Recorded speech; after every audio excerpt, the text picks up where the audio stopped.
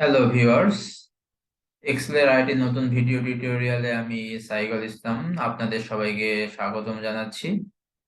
আজকের লেকচার ভিডিওতে আমরা কিবোর্ডের শর্টকাট টেকনিকের সেকেন্ড পার্ট নিয়ে কথা বলবো। আজকে আমরা শুরু করব control plus control plus L এই শর্টকাট টেকনিক দিয়ে এবং শেষ করব কন্ট্রোল প্লাস জেড এই শর্টকাট টেকনিকের সাহায্যে। তো এইখানে কিছু সিমিলারিটিস আছে। তো সিমিলারিটিস যেসব শর্টকাট টেকনিকে আছে সেগুলো নিয়ে আমি আগে কথা বলবো। প্রথমে চলে আসি কন্ট্রোল প্লাস এল এবং কন্ট্রোল প্লাস টি। দুইটা শর্টকাট টেকনিক দিয়েই আমরা খুব সহজেই টেবিল ক্রিয়েট করতে পারবো। ফর এক্সাম্পল, আমি যদি এইখানে যে টেবিলটা আছে এই টেবিলের এই সেলগুলো আমি জাস্ট আনবোল্ড করে দিলাম। এখান থেকে আমি যদি আনবোল্ড এই টেবিল গুলোকে যদি আমি যদি নো বর্ডার করে দিই, তো এখানে কোনো বর্ডার নাই। আমি চাচ্ছি এই টেবিল গুলা নিয়ে, এই যে ডেটা গুলা নিয়ে আমি টেবিল ক্রিয়েট করতে চাচ্ছি, তখন আমি কন্ট্রোল প্লাস এল এবং কন্ট্রোল প্লাস টি দুইটা দ্বারাই টেবিল ক্রিয়েট করতে পারবো। ফর এক্সাম্পল, আমি জাস্ট প্রথমে কন্ট্রোল প্লাস এল দিয়ে কাজটা করে দেখাইতে চাচ্ছি। তো আমি আমার ডেটা গুলা সিলেক্ট করলাম, কিবোর্ড থেকে কন্ট্রোল প্লাস এল প্রেস করলাম। এল প্রেস করার সাথে সাথে এরকম একটা উইন্ডো আসবে। তো আমি যদি ওকে প্রেস করি, তাহলে এই যে ডেটাগুলো আমি সিলেক্ট করছিলাম সেই ডেটাগুলো নিয়ে আমার একটা টেবিল ক্রিয়েট হয়ে যাবে। এবং এইখান থেকে চাইলে আমি আমার এই টেবিলের বিভিন্ন ফরম্যাট গুলো চেঞ্জ করতে পারবো। যে ফরম্যাটটা আমি চাই সেই ফরম্যাটে আমি নিয়ে যেতে পারবো। এটা হচ্ছে কন্ট্রোল প্লাস এল দ্বারা কিভাবে টেবিল ক্রিয়েট করতে হয় সেটা আমরা দেখলাম। সেম প্রপার্টিজ, সেম অপশনই ফলো করবে কন্ট্রোল প্লাস টি দ্বারাও আমরা সেম ভাবে টেবিল ক্রিয়েট করতে পারবো। তো আমরা আগের অবস্থায় ফিরে যাই। কন্ট্রোল প্লাস টি দ্বারা কিভাবে টেবিল ক্রিয়েট করা যায় এটা দেখার জন্য আমরা কন্ট্রোল প্লাস জেড প্রেস করলাম। জেড প্রেস করার সাথে সাথে আগের অবস্থায় ফিরে গেলাম। এখন আমি চাচ্ছি কন্ট্রোল প্লাস টি দ্বারা কিভাবে টেবিল ক্রিয়েট করা যায় এটা দেখতে। তো আমি এই ডেটাগুলো আবার সিলেক্ট করলাম, সিলেক্ট করে কন্ট্রোল প্লাস টি প্রেস করলাম। কন্ট্রোল প্লাস টি প্রেস করার পরে কন্ট্রোল প্লাস টি প্রেস করার সাথে সাথে আমার সেরকম আগের মতো করে একটা উইন্ডো আসবে। এবং এই উইন্ডোতে আমি যদি ওকে প্রেস করি, তাহলে সেম ভাবে কন্ট্রোল প্লাস এল প্রেস করে কিভাবে টেবিল ক্রিয়েট করা হয়েছিল, সেম ভাবে কন্ট্রোল প্লাস টি প্রেস করেও আমাদের একইভাবেই টেবিল ক্রিয়েট করা হয়ে যাবে আর কি। তো আমরা ইতিমধ্যে দুইটা জিনিস দেখলাম, কিভাবে শর্টকাটে টেবিল ক্রিয়েট করতে হয় কন্ট্রোল প্লাস এল এবং কন্ট্রোল প্লাস টি এর সাহায্যে। আমরা আবার আগের অবস্থায় চলে গেলাম, কন্ট্রোল প্লাস জেড ইউজ করে আমরা আগের অবস্থায় ফিরে গেলাম। এখন আমরা চলে আসি আবার পরবর্তী অপশনগুলো এক্সপ্লোর করতে। পরবর্তী অপশনে আমাদের যে অপশনগুলো আছে, পরবর্তীতে আছে কন্ট্রোল প্লাস এন।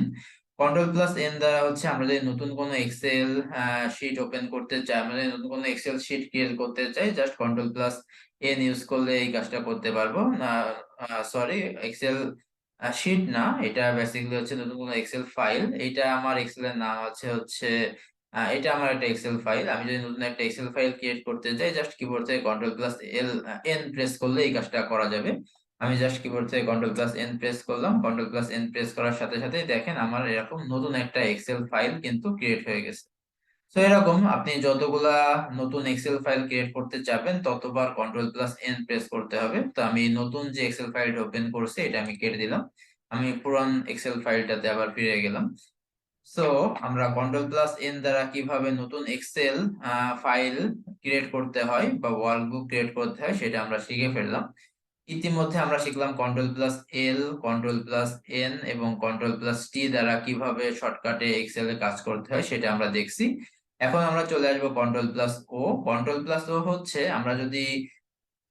আমরা আমাদের ফাইল গুলা যদি ওপেন করতে চাই, তখন কন্ট্রোল প্লাস ও প্রেস করে এই কাজটা করতে পারবো। ইতিপূর্বে আমি কি কি এক্সেল ফাইল নিয়ে কাজ করছি সবকিছু আমার এইখানে আহ সবকিছু আমার এখানে শো করবে। দেখেন, আমি জাস্ট কিবোর্ড থেকে কন্ট্রোল প্লাস ও প্রেস করলাম। কন্ট্রোল প্লাস ও প্রেস করার সাথে সাথে আমার এরকম একটা উইন্ডো চলে আসছে এবং এখানে আমি ইতিপূর্বে যত এক্সেল ফাইল নিয়ে কাজ করছি সবগুলো এক্সেল ফাইল কিন্তু আমার এখানে শো করছে। আমি চাইলে খুব সহজে যে কোনো এক্সেল ফাইল নিয়ে এখান থেকে কাজ করতে পারবো। এবং আমি চাইলে এখানে ব্রাউজ করে করে আমার নির্দিষ্ট যে ডিভাইসে যে নির্দিষ্ট ফোল্ডার আছে, নির্দিষ্ট ফোল্ডার গুলোতে যেসব এক্সেল ফাইল গুলো আছে সেগুলো নিয়েও আমি যদি কাজ করতে চাই সেগুলো নিয়েও আমি কাজ করতে পারবো। তো কন্ট্রোল প্লাস ও কি কাজ করে, ওপেন দা ফাইল, ফাইলগুলো ওপেন করার জন্য ব্যবহার করা হয়। পরবর্তী যে শর্টকাট টেকনিকটা এটা হচ্ছে control plus P. Control plus P দ্বারা আমার ডেটাগুলো প্রিন্ট করার জন্য আমরা কন্ট্রোল প্লাস পি ইউজ করি।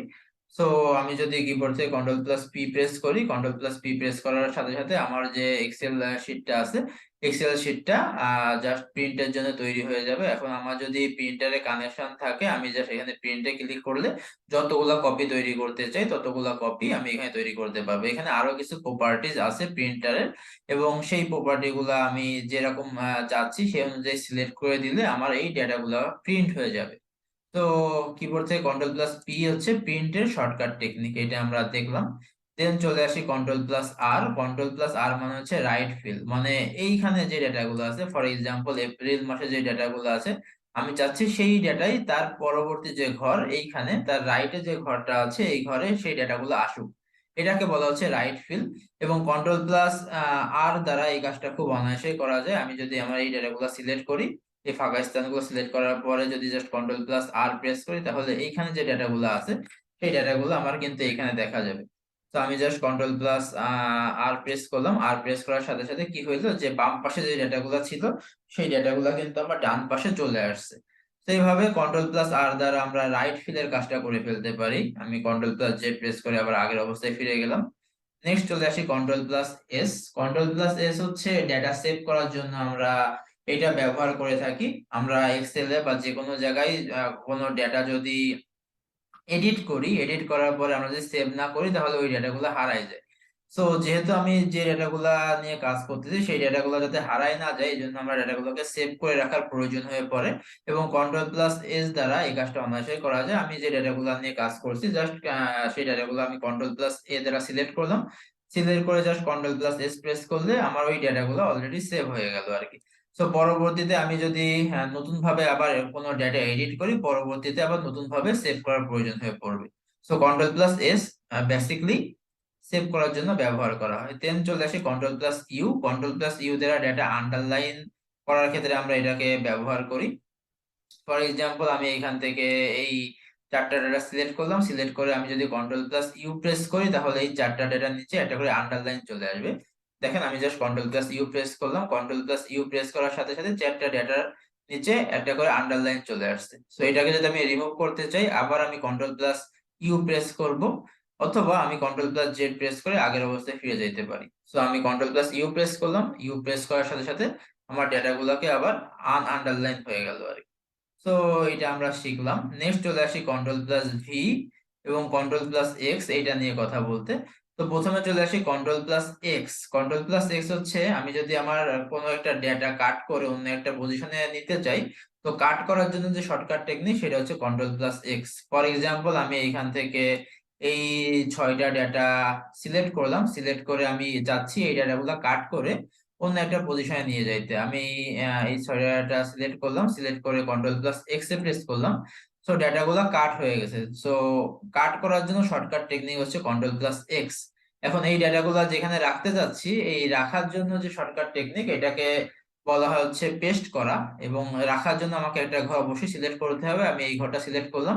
সিলেক্ট করে আমি চাচ্ছি এখানে ডেটাগুলো রাখতে, রাখার জন্য যে শর্টকাট টেকনিক এটা হচ্ছে কন্ট্রোল প্লাস ভি, এবং এই অপারেশনের নাম হচ্ছে পেস্ট করা। তো আমার ডেটাগুলা যে 6টা ডেটা আমি এখান থেকে কাট করছি, আমি যদি এখানে ওই ডেটাগুলো রাখি তাহলে আমাকে কন্ট্রোল প্লাস ভি প্রেস করতে হবে। তো কন্ট্রোল প্লাস ভি প্রেস করার সাথে সাথে এখানে ডেটাগুলা মুছে যাবে এবং সেই ডেটাগুলো এখানে চলে আসবে। দেখেন আমি just control plus V press করলাম, ভি প্রেস করার সাথে সাথে এখানে যে 6টা ডেটা ছিল, সরি এখানে যে 9টা ডেটা ছিল সেই 9টা ডেটা কাট হয়ে এই পজিশনে চলে আসছে। তাহলে এখান থেকে আমরা দুইটা টার্ম শিখলাম, একটা হচ্ছে কন্ট্রোল প্লাস এক্স আর একটা হচ্ছে control plus V. Control plus x এর দ্বারা হচ্ছে ডেটা কাট করা বোঝায়, এবং কন্ট্রোল প্লাস ভি দ্বারা ওই ডেটাগুলো একটা নির্দিষ্ট পজিশনে রাখা কে মিন করে আর কি। তো আমরা যদি আবার আগের অবস্থায় চলে আসি, কন্ট্রোল প্লাস জেড প্রেস করতে হবে। আমি কন্ট্রোল প্লাস জেড প্রেস করার সাথে সাথে আবার আমার ডেটাগুলো আগের অবস্থায় চলে আসছে।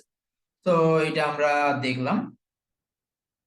নেক্সট চলে আসি কন্ট্রোল প্লাস ডাব্লিউ এর কাজটা আমি পরবর্তীতে দেখবো। আমার ফাইল যখন ক্লোজ করতে হবে তখন আমি এই কাজটা করব। কন্ট্রোল প্লাস ডাব্লিউ দিয়ে আমি আমার ফাইলটা ক্লোজ করে ফেলতে পারবো, সেটা আমি একদম লাস্টে দেখাবো।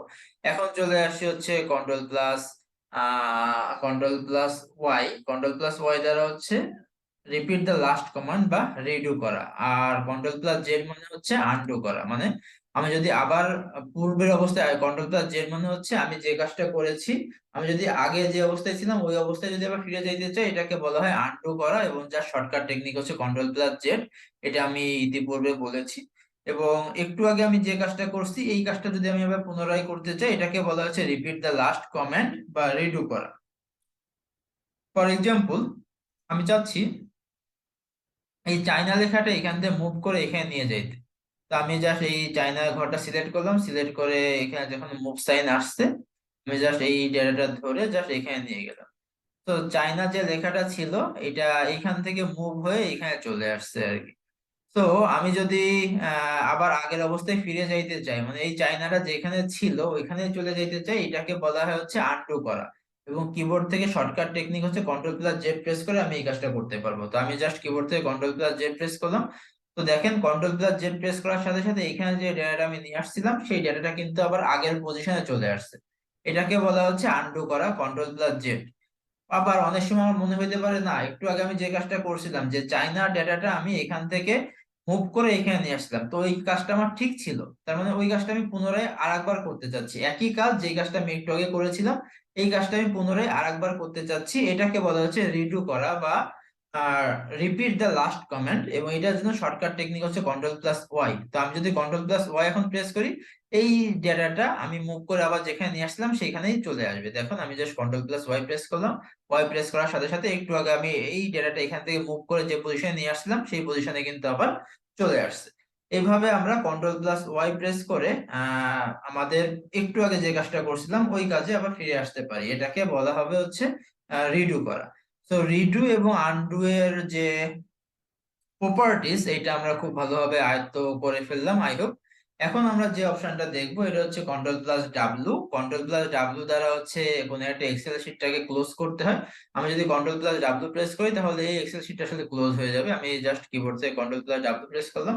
তো আমাকে দেখাচ্ছে যে আমি কি এগুলো সেভ করতে চাই কিনা। হ্যাঁ আমি সেভ করতে চাই, আমি সেভে ক্লিক করলাম। সেভে ক্লিক করার সাথে সাথে কিন্তু আমার যে এক্সেল শিটটা ছিল এক্সেল শিটটা কিন্তু আসলে এটা ক্লোজ হয়ে গেছে আর কি। তো এইভাবে আমি চাইলে আমার এক্সেল শিটটা ক্লোজ করার জন্য কন্ট্রোল প্লাস ডাব্লু প্রেস করতে পারি। সো আমরা যে পর্যন্ত যে জিনিসগুলো দেখলাম সেই জিনিসগুলা আই হোপ আপনাদের সবার ভালো লাগছে। এবং এই জিনিসগুলো আপনারা বাসায় বেশি বেশি করে প্র্যাকটিস করবেন। যদি কারো কোনো কোশ্চেন থাকে কমেন্ট সেকশনে অবশ্যই জানাতে ভুলবেন না। এবং আমি মনে করি এই শর্টকাট টেকনিক গুলো আপনারা যদি আয়ত্ত করতে পারেন আপনারা এক্সেলে অনেক এফিসিয়েন্ট হয়ে উঠবেন এবং খুব সহজেই আপনার ডেটা গুলাকে অতি অল্প সময়ে ম্যানিপুলেট করতে পারবেন। আমার ভিডিওগুলা কন্টিনিউয়াসলি আপনারা দেখার চেষ্টা করবেন যাতে আমার ভিডিওগুলো সব মানুষের কাছে পৌঁছায় এবং সব মানুষ যাতে এই ভিডিও দেখে উপকৃত হইতে পারবে, তাহলে আমার এই কষ্টটুকু সার্থক হবে। সবাই ভালো থাকবেন, সুস্থ থাকবেন এবং আমার ভিডিও যদি আপনাদের ভালো লেগে থাকে অবশ্যই ফ্রেন্ডের সাথে শেয়ার করবেন। আজকে এ পর্যন্তই, আল্লাহ হাফেজ।